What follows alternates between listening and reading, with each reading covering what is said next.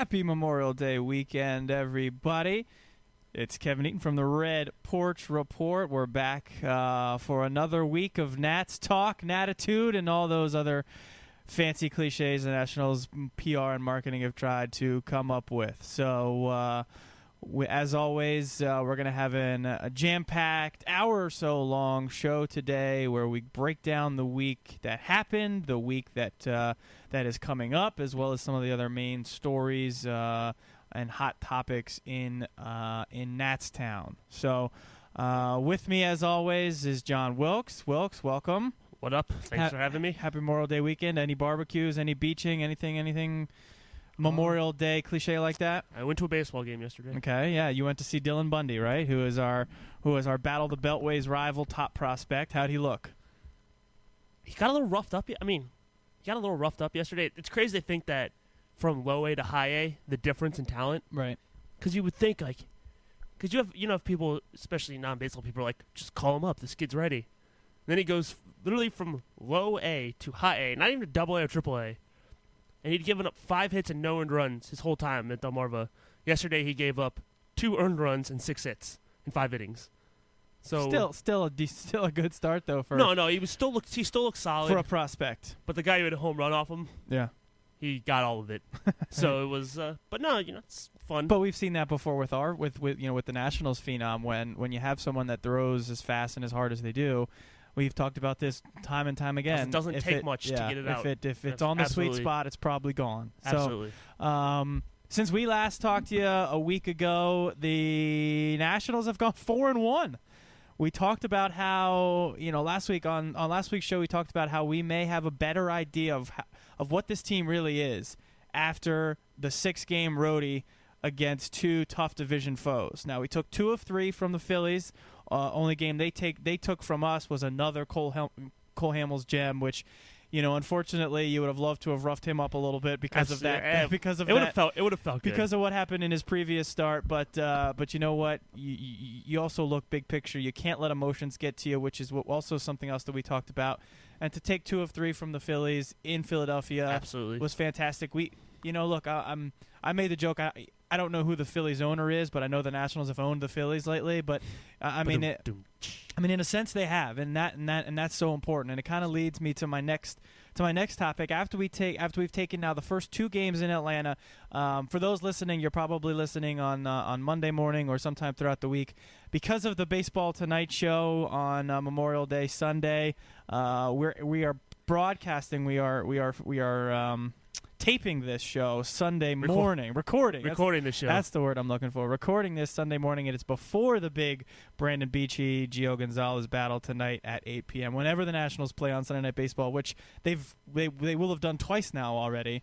We're gonna do the show before the game. Obviously, we're not gonna schlep out here at midnight to wrap up. We got work in the morning on Monday. So not tomorrow. We don't. But we got plans tonight. Yeah, got plans tonight. Plans tomorrow. So our plans tomorrow of doing nothing really are dictated by the plans tonight. Yes. I think we all agree on that. With the way it's looking tonight, exactly. Not much will be happening tomorrow. All right. So the question I wanna lead off with, which I know you hate those baseball puns, Wilkes, but the question I want to lead off with today is sort of what I talked about after the sense of where we are as a team. Of course, talking about the Nationals, especially in relation to the rest of the NL East. We take 2 of 3 from the Phillies. We now will have at least taken 2 of 3 from the Braves, and sitting on top of the division at 28-18, 2.5 games above now. The Marlins and Mets, who have even jumped above the Braves after their 6-game slide. We are the hunted, as I said, because we're in first place. That's obvious. That's based on the numbers. But are we the most feared yet? With the pitching staff, yes, and if they're scoring runs like they had the last couple games, then absolutely. The analogy I went is I think now, it's obviously early, but I feel like the East is for the Washington to lose. And I think if you asked me a week ago, it was theirs to win. The difference is, right. Obviously it was to win it. It's tough. You got to compete with the Braves. But now I think their biggest enemy is going to be themselves. Essentially, if they fall apart, they're going to be able to look back and go, "That was our fault." Every year, this happens in baseball. It happens in many sports, actually, where the first half of a season is a whole different story than the second half of the season, and maybe in baseball more so than any other sport. of course, you want to get hot towards the end of a year. When you're talking about a 2.5 game lead, though, let's say we, the Nationals head into red hot, Miami. They get swept. Boom! All of a sudden, the Nats are no longer in first place. Just like that. True, it's tough. So, what you have to try and wrap your mind around is this team built the way that they need to be to not only be good now, but to continue their success towards the end of the season. And the reason that I'm starting that I feel good about it, and the reason that I actually can start to believe that the Nationals are at least one of the more feared teams in the NL East, is that we're not nearly at full strength. Now, I know the Phillies aren't either, and I know some of the other teams aren't, and even if the other teams aren't, they're not playing at full strength. Remember, the Marlins started so poorly, but I don't know the exact stats off the top of my head, but I know Hanley wasn't hitting well, Jose Reyes wasn't hitting well, and Giancarlo Stanton, who I hate calling him Giancarlo, but yes. I don't believe he had a home run until the first few weeks into the season. Now he's hitting a home run every night. Yeah. So these guys, you sort of have to look at not only who's coming back, but who you think will step up in the second half of the season. And if the Phillies rotation plays out as they should, right now, Roy Halladay's not playing like Roy Halladay, and Cliff Lee's not pitching like Cliff Lee.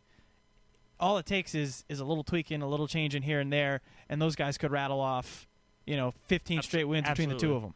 So those guys aren't any you want to face. But are the Gio Gonzalez's of the world on the Nats side, who has been unhittable, really probably the Cy Young leader right now, is he somebody that will keep this up in the second half?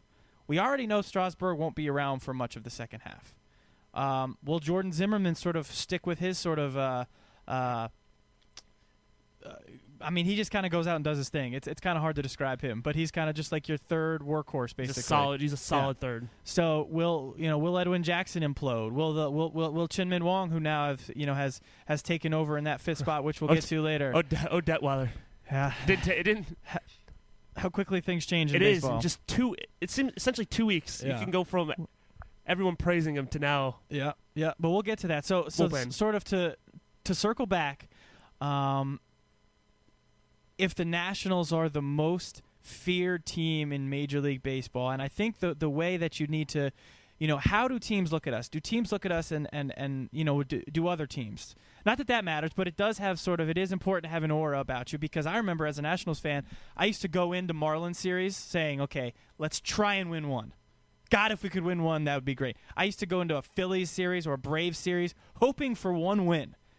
Now, that all has changed. All has changed with the way this team is built now, and now you go in expecting to win every series. One thing the Nationals haven't done a very good job of is sweeping teams. I don't know what it is about that the Nats haven't figured out yet, but hopefully that happens starting tonight. But is this a team that will be here throughout the rest of the season? When you look up and down the NL East, what teams and how they're built and how they're made up sort of are some teams you think headed for par for the course? You think some teams are headed that they're only going to get better from here? And sort of how you talked about earlier before the show, are a couple of them maybe a little bit of an anomaly? No. I think the Mets are clearly an anomaly. Okay. I think they've actually been outscored. Right. And any time you give up more runs than you score, that's not at no point is that a recipe for success. For sustained success, sure. Absolutely. The Braves are heading into a tough stretch, and it doesn't get any easier. And they need to right the ship. They need to right the ship fairly quickly, because they're heading into, the AL East. They still have to play. They're gonna have to play after this. They play the Marlins, and they got to come back and play the Nationals, and then they're headed into the AL East, which obviously isn't going to be easy. We have, I think, Phillies. They're playing. I think they've won like 4 straight. 4 straight, I believe. Yep. That's probably the team even though obviously the Nationals play really well against them, that's the team I fear a little bit. I think having Howard. Once Howard comes back, assuming that he's 80-90% of what he was, that changes their whole lineup. When you have that type of essentially MVP candidate year after year, and you're in the middle of your lineup, then you said, obviously the pitching has to right itself, and you have to assume that Holiday will, and Kafli will. Yeah, I mean, the sort of track that you're going on is unfortunately the same track that I am, and I don't think right now the Nationals are the most feared team in the NL East, though they haven't done anything to say otherwise. But it's just in my mind there are other teams that I still think will be there when it counts and towards the end. Now, obviously the Nationals are going to lose Steven Strasburg, like I said, but they will end up, assuming health. It's assuming these timetables are accurate. We get Michael Morse back in 2 weeks. You talk about an MVP bet. That's not necessarily Michael Morse, but if he continues the sort of pace that he was on last year, or even a little bit of a decline, you're still talking about 25 more home runs. You're still talking Absolutely. about not from when he starts to the end, maybe, but maybe you're looking at 15 home runs from here towards the end of the season, maybe 20. He comes back in 2 weeks. He'll play at about 60, so we'll have about 100 games. Yeah, give or take. Yeah, I mean, you could see maybe 20 home runs from him. No problem seeing 20 home runs in 100 games out of Morse. That's something that you hope, of course, that the end of the bullpen, which has it's been somewhat of a problem. It's been a headache. It's been a recipe for causing some stress. We've talked about it a lot with Henry Rodriguez. Hopefully, Drew Storen helps settle that. Move Clippard, though he's been great, back to the 8th inning role. So I guess then, though, and it's probably just it's sort of a, you have to prove it first. The Phillies have proven it. Excuse me. The Braves have proven it before. Even the Marlins, who have been playoff teams in the past, they've proven it that they know when to get hot when it matters. And baseball is I mean, if you remember, even it was last year, right, where that last week of the season turned 2 playoff teams to non-playoff teams, and of course vice versa. And then one of those teams who got in on the final day, the St. Louis Cardinals, they went on to win the World Series. So I mean, if you remember, that can just sort of remind you how quickly things can change in baseball from a team perspective, where the final week of the regular season last week changed everything for that season. And so when the Nationals, if you're the Rangers, or if you're the Dodgers, or if you're another one of these teams where you end up with a 10 or 12 game cushion, you start to say, okay, these guys are the most feared, and you feel good about it. But when you have when the Phillies are in the basement of the NL East. They're 4 games out. And they're 4 games out. And they're also, 2 or 3 games over 500? Then just because you're in first right now, I think it's safe to say you're the hunted, but I don't know necessarily if it's fair or reasonable to say that you're the most feared. But in a lot of cases, teams still teams still ride off of that. They still use that as motivation. Say, we're sitting on the top and we still don't get respect. So what if I told you that this site coolstandings.com, which ESPN uses, has given the Nationals a 64% chance of making the playoffs. Okay. But a 42% chance of winning the division. 40, which is the closest team near them is Atlanta at 25%. Okay, so they still right now though they still definitely pick the Nationals as the heavy favorite. Yes. What are some of the other breakdowns? Like, what's the Rangers' percentage of winning the division? 93%. What about the Dodgers? 81%. 81%. Okay, what are some of the other, like, what's the Orioles then? What are we talking about? Some of the other tough divisions. The Orioles are for winning division 26%. And Tampa is at 28%. So what does this cool standing site do? It calculates. It's a lot of Bill James type stuff that goes into. A lot of people that work a lot harder than us. There's a bunch of nerds who also happen to like baseball, and it kind of it breaks it down. It actually changes every day, but it's actually pretty interesting. It's basically we simulate the rest of the season millions of times based on every team's performance to date and its remaining schedule. We then look at how many seasons a team won its division or won the wild card, and voila, we have our number. Interesting. It actually said voila. So no, I understand. But even if it didn't, voila is it's a standard thing to say. It's weird because I don't think I've ever read the word voila. Well, because you have to say it with like a special tone. You don't just read voila. You go. But I read it. I was voila. like, it took me a second. I was like, what? All right. So I'm glad you brought up that point, and I think it ties into with the fact that I don't know necessarily if the Nats are most feared right now because they've never done it. They've never proven it. I think that's simple. I think that's absolutely that's pretty obvious. There's something to say about teams who have been there. Yeah. They just have. I think that's why, like we said, Philly's in last place, but I think people are more scared of them than almost anyone. But here's a little bit of where I sit with this whole scenario about whether or not they're, where they are now compared to where they may be at the end of the season. I think I sometimes look big picture and are they playing their best baseball, and are their individuals playing their best baseball? Phillies clearly not. The Mets, though, I think you're right. I don't think the Mets get better from here. I think it's tough for them to get better from here. Absolutely. The Marlins, the rate that they're at, I don't know how they get much better, except that lineup could get real scary real fast if they continue to hit like this. Yes. But here's the thing that is actually on the flip side of my Nats argument is I think the Nats can get better too. They can get better. They can certainly get healthier. They can get better by addition really quickly. In a sense that the people that are hurt, if you plug them back in, the only problem is obviously there's going to be a bit of a logjam.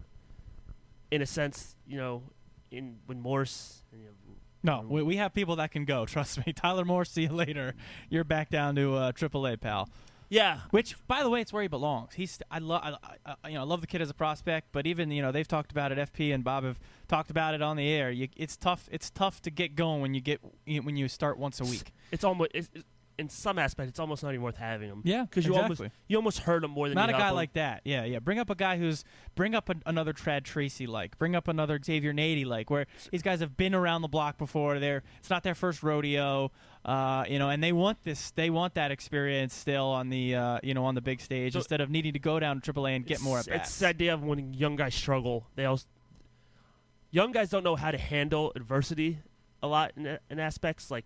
So when Tyler Moore is struggling, he doesn't understand how to get out of it. Mm-hmm. And it's hard to get out of whether you're slumping when you're batting, when you play, you said, maybe two times a week. Yeah.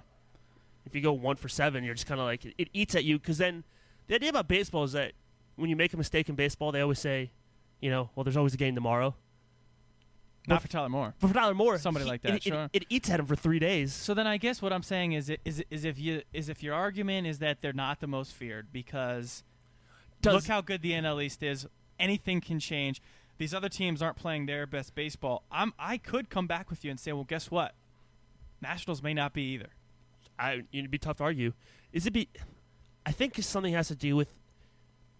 Obviously, we know how good the pitching is, and the offense is coming around. But the fact that the offense has kind of been inadequate for most of the season, I think offense, solid offense, is people fear more than almost pitching in aspects when look at the Rangers, look at teams like that. Look at teams. When you talk about the Rangers, either pitching is great, but nobody talks about that. You don't talk about You're not talking about the great season Darvish is having. You're talking about Josh Hamilton. Because good offense makes up for a lot of mistakes all around the diamond. Absolutely. The ability to put up and we talked about this last week when we compared the Orioles to the Nationals. The ability to put a 3-run bomb on the board at any point, at anywhere in your lineup, that makes that covers up some mistakes, some problems. So, yeah, I mean, if you don't fear the Nationals offense right now, and that's another reason that they're not necessarily the most feared as a team, I get that too. Because when you talk about these one-run and 2-run games that the Nationals are famous for, and right now has certainly won more than they've lost,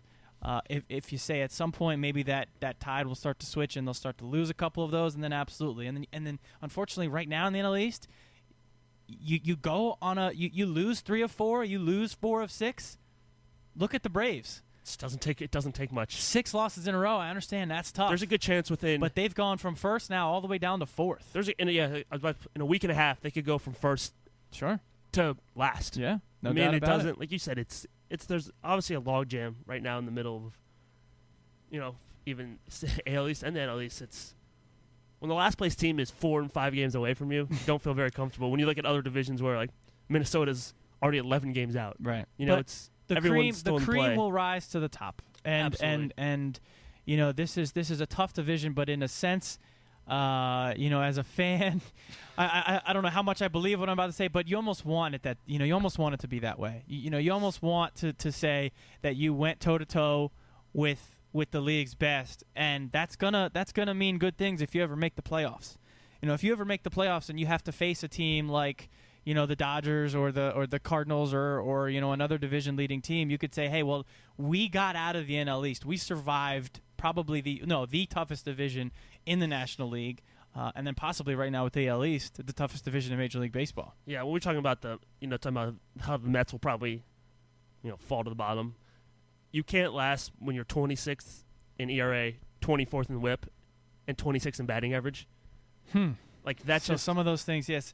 Sometimes, but they're 6, which is funny. But you win games in a whole bunch of different ways. They're 6 in quality starts, which is funny considering how bad essentially everything else has been around it. But so all right, well, it's there's a lot of baseball left, but gotta have something to talk about every week. And right now it's fun to be on top of the NL East. It's in a way it's like to say that you're the best team in the SEC, or you're the best team in. Absolutely. It's one thing to say that you've gotten off to a 28-21 start and you're 10 games up in the NL West or something like that. But really, right now, this is a slugfest, and we got 5 good teams, and right now, the Nationals are on top of those 5 good teams, so they are hunted. And I think you have the argument either way right now. I don't know if one argument is better necessarily than the other. But, man, with some of those scary teams coming and the Nationals having not proven themselves just yet, I won't go say they're the most It would be scary. interesting to hear from other NL East fans what they feel about the Nationals. That always kind of gives you... Right. And my guess would be, in talking with other Phillies fans and things, and even Mets fans, a lot of respect, a lot of admiration, a lot of all those things, but they're not sold yet. They're not sold yet. And you know what? You at the same time, you don't fault them either. You understand. You're like, I'm not sold yet. Yeah. We can't be sold yet. The players believe in themselves, but it doesn't mean that they're going out and saying, we're going to win this division. You don't want them to. You want them to keep fighting. When does that change? When do you believe? Because obviously the same thing. I'm looking at Twitter and then talking about the Orioles, but it's in almost the same situation. At what point when your team is playing well, do you kind of go, oh, this is it. This is what we're gonna get. This is like, all right, this is our team. Like we can win any game, blah blah blah. We can make the playoffs. Or do you not? Essentially, just you don't even want to curse it. You don't even want to allow yourself to think like that. It's a tough question. I'm sitting here thinking to myself, well, God, even if we get through this 12-game NL East stretch and we go, man, 8-4, that proves a lot. But then we got then we have Red Sox. We have the Red Sox. We got the Yankees. We got those games coming up. We got to prove ourselves to those guys. Are we now cream of the crop in all of baseball? And then I say, well, okay, so we let's get some of our guys back. Let's get to the All-Star break, see where we're at. And I'm like, well, even after the All-Star break, I just talked about teams that step up after the break. So we got to wait for that. I don't know if I'm ever sold until the we either clinch a playoff spot, or one way or the other. Yeah, and at this point, the Nationals just making the playoffs. We always talk about team expectations and what'll make you happy and all that stuff. God, postseason, even sniffing the postseason this season. Well, you got to remember that would be awesome. There's that extra wild card extra spot. Team. Yeah, well, that ends up just being a one game. It's still, but we don't. Well, I was gonna say we don't have Strasburg, but right now, if Gio keeps his stuff up, you throw Gio out there. I put him up against anybody right now. You said it like 4 times today, and every time you say it drives me crazy. Not that you're saying it, but the Strasburg thing. I know. It's crazy. I think I have to keep saying it to keep reminding myself. It's so crazy for me to believe that the Nationals are going to essentially work their asses off and go through all of this. They're going to get to the playoffs, and then they're not going to have Strasburg. By choice. I understand by choice, but still, just from seeing how he is, this guy's obviously a competitor. I can't see. He's literally going to drive him nuts. Like, what's he going to do? Like, is he gonna? Can he even watch those playoff games? Like, do you even have him there? Do you feel like you should send him somewhere where there's no televisions? Because he'll freak out especially if there's some type of pitching struggle. But again, like you said, it's still having going Gio, right, and then Jordan Zimmerman. Mm-hmm. It's a nice one too. Which is why there'll be a time when I talk about this at length, and though I've gotten some flack from other Nats fans and other people that follow the team closely like I do, but why not go after another starter? Why not try and go after a top of the line guy? I read a report that they're going to try to trade John Lannon, I think, for a reliever. They were talking about that. Which again, if you have a chip like Lannon, and you're essentially not going to bring him up, like that's just obviously not going to happen. Right. That relationship is now soured. Sure. You got to get something for him now, because that's actually anytime you can trade a legit starting pitcher, which Landon is. Mm-hmm. Landon would start for, pretty much any team. Yeah, especially towards the back of their rotation. Yeah, if he's your number 5, you're okay if Landon's your number 5. But you said maybe you look at a guy like an Oswalt, someone like that. I would love to bring in a guy like that for the second half of the season, knowing that Strauss is going down. Oswalt's a genius. Add depth. Make your strength stronger. Or I'm sure there's some quote similar to that. Yeah. But if that's what you're going in with, that's what's gotten you there. Continue it. Yeah, like you said, not that obviously putting Oswalt in for Strasburg is even comparable, but right. if Oswalt's now your 3, mm-hmm. and he has some, he's obviously been a big game pitcher and he has some experience. It's not. You go Gio. We're obviously thinking way to the future now, mm-hmm. but if you can go Gio, Zimmerman, right. Oswalt, maybe sprinkle in Edwin Jackson if need be. It's not bad. Right. Well, let's finally move on from that. Let's talk about let's continue with the rotation, because the biggest news out of Natstown these days is the decision that Davey made. Everyone knew it was a decision that was going to have to happen. We sat here on the show, said it was a good problem to have, but I'm going to go ahead and I'm going to say it unfortunately didn't end up that way. That, of course, being his decision that Shin-Min Wong already now replacing Ross Detweiler in the rotation and Ross Detweiler to the pen. And here's where I feel about it. I feel like everyone from the beginning said this was going to be a good problem to have. But in the back of my mind, I said, yeah, but the decision's going to have to be made one way or the other. And he made it, and I think in a way, it feels to me, I'll say that, it feels to me like it was a forced decision. Like he over-exaggerated Detweiler's struggles to give himself more reason to put Wong in there, which is maybe what they wanted the whole time, and that's fine. But it's still this timing, this whole situation doesn't feel right to me. Yeah. I kind of said that these things have a way of working themselves out. Usually it's an injury that works, but good point. I like that. You did sit here on maybe the first RPR and said it has a way of working themselves out. Do you think this just worked itself out? Like you said, it doesn't feel like that. Especially how good Detweiler is. You kind of worry that this could have some effect on him. Right.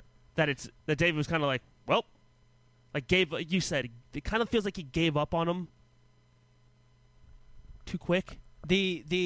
The starter out of the pen is, I understand, important. I understand it's one that can eat up entire, 4 or 5 innings straight of bullpen work to rest some of your shorter relievers.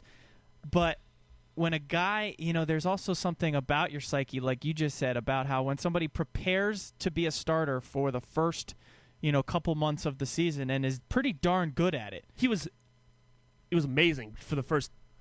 His last 4 starts, he was 0-2. The problem that obviously Davey continued to emphasize was his high pitch counts, which is it was very, very tough for Detweiler to get out of the 5th inning. It was now the game on Friday marked the 3rd straight time he could not get out of the 5th inning. 87 pitches on the 14th against the Padres, 79 pitches against the Orioles, both 5 innings. And then, 4 1/3 innings on Friday against the Braves. He throws 100 pitches. His ERA's gone from, on April 20th, it was at .56. Yes. Now at 3.88. Mm-hmm. And I think I think Detweiler is unfortunately probably a victim of how well everyone else is pitching. Is there something to be said, though 2020 may always be, is always hindsight, obviously. I said that around. Hindsight is always 2020. That's what I meant. Would you have felt better, no matter how good Ross Detweiler was pitching, if Davey would have said, when Shin-Min Wong is healthy, he's your 5th starter? Yes. I think so, too. And now I think it helps. One, I think it just feels better. Yeah. Just as especially now after this all is shook out. And I think it helps Detweiler's psyche to know, like, there wasn't anything I could have done, or because now he feels like he essentially failed. Right. Which you can take that however you want. But now he feels like he failed as a starter. As with most arguments, there's a couple. There's different sides to. There's different angles and different sides here. Ross Detweiler, though, if you tell him, hey, pitch good enough that I can't take you out, that gives him motivation. Obviously, if Chin-Min Wong had a 3-week injury, there's no chance Ross Detweiler gets subbed out. Mm-hmm. Okay, I don't know what you then ended up doing with Chin-Min Wong. I don't know if he would have been in this if in the bullpen the whole time, but the timing seems a little. It just you would have hoped it did work out like you said. It would have just fit in place, but for me it didn't. But for me it didn't. And then Chin-Min Wong. Is there any point where then you go back to Ross Detweiler? Or is this the decision that now he's made? And can you do that? Somebody who does that now. I know Chin-Min Wong. Even if you're a long reliever, and I could be wrong, but they even throw bullpen sessions and things in between starts and things like they are a starter. It keeps them loose. It keeps them loose in case they do need to go 5 or 6 innings. That's the guy that does it. So I also don't know. I mean, I don't know enough about Wong and Detweiler, how their warm ups and stuff. Like, it's possible that Chin-Min Wong just can't do. Obviously he did it, but he can't do relief. Like, it's just not his prep, how he pitches. Like, it's not suited for that. Maybe Detweiler's better suited for that. I'm kind of fishing obviously grasping. Here. Yeah, no, it's fine though. I mean, there's now. What if Detweiler gets hurt, and then got hurt, and then Chin-Min Wong filled in for him?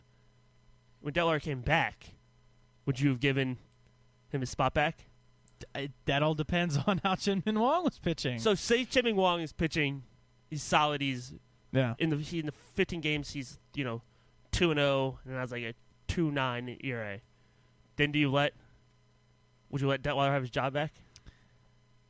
I guess I'm asking you the point of, do you have, on the long term, do you have more faith in Wong keeping that up than you do at Detweiler? I guess it comes down to faith. Like, who do you have more faith in? Right. Because if it's Wong, which I think for probably a lot of Nationals fans it is, I think a lot of people thought Detweiler was going to come back to reality a little bit. That goes back to sort of what we talked about, how who's the one that's proven it so far? Who's the one that who's the one that you feel just in your gut before he goes out on the mound that's going to have a quality start? Chin-Min Wong's not going to strike out 6 or 7 batters every night. Now there was only a couple nights where Ross Detweiler did that. There are other nights where he was only striking out 2 or 4. So, 2, 3 or 4 batters. So I guess then my point to that being, what is Detweiler's strength? Does he have swing and miss stuff? Is it electric stuff? Or as you can tell with his pitch counts lately, is he sort of all over the place?